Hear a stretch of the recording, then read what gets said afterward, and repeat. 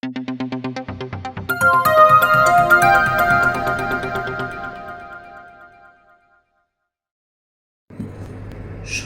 জ্ঞান ভান্ডার। আমরা একদম সর্বোচ্চ যেটা জানি, যে আমি এটা জানি, ধরো আমরা সবাই কিছু না কিছু জানি। ধরো আমি পড়তে জানি, আমি ইংরেজি পড়তে জানি, আমি বাংলা কথা বলতে পারি, আমি অভিনয় করতে পারি, আমি বক্তৃতা দিতে পারি। এই যে আমি পারি পারি পারি পারি পারি, এই জিনিসটা কিন্তু একটা জ্ঞান।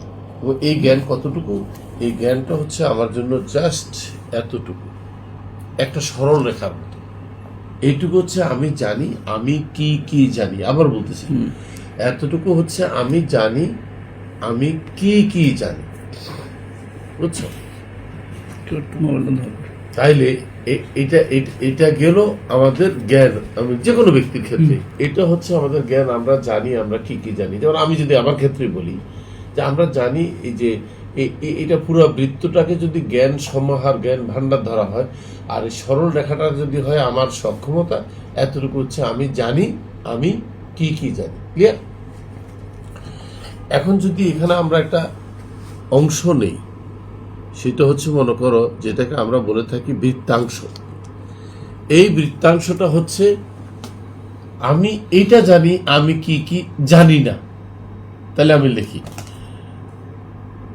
আমি বাংলায় লিখি, আমি এটা হচ্ছে আমি জানি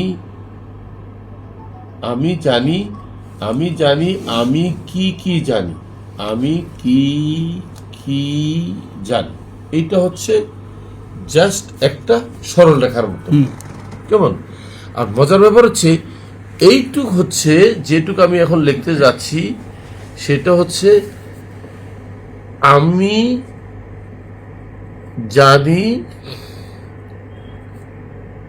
আমি কি কি জানি না। যেমন যদি বলো, তোমার এক্সাম্পল দিতে যাই, তাহলে আমি বলবো আমি তো বিমান চালাতে পারি না ভাই।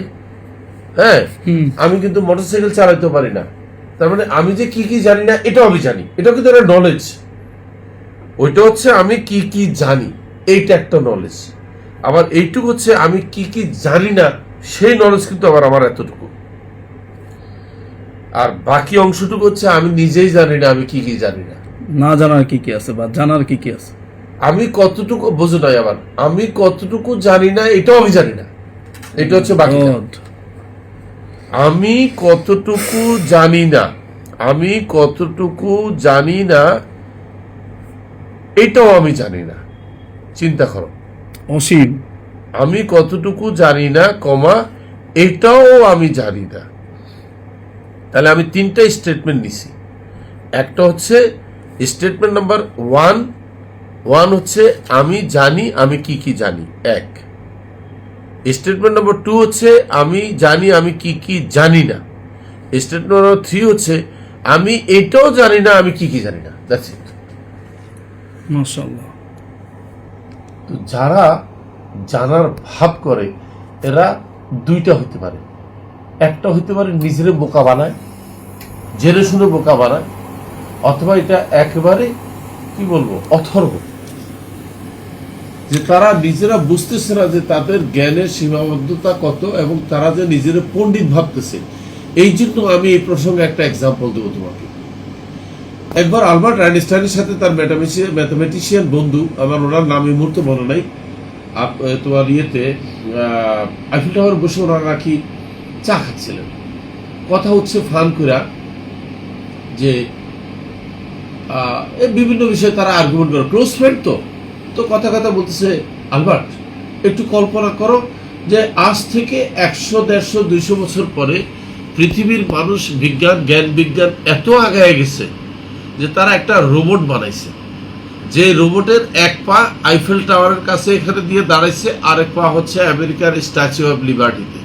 এখন যদি তুমি ভৌগোলিকভাবে দেখার চেষ্টা করো, তাহলে কিন্তু এটা একটা অবাস্তব জিনিস। কারণ যখন আইফেল টাওয়ার একটা পা আছে, তাহলে কিন্তু এমন না যে আইফেল টাওয়ারের সমান্তরালে তোমার স্ট্যাচু অফ লিবার্টি, কারণ স্ট্যাচু অফ লিবার্টি অলমোস্ট ওই দিকে বাঁকাই গেছে, তাই না? ওখানে এখনো মনে করো রাত্র, যখন এখানে দিন হয়েছে আইফেল টাওয়ারে, তার মানে এই লোকের পা হইতে বাঁকা।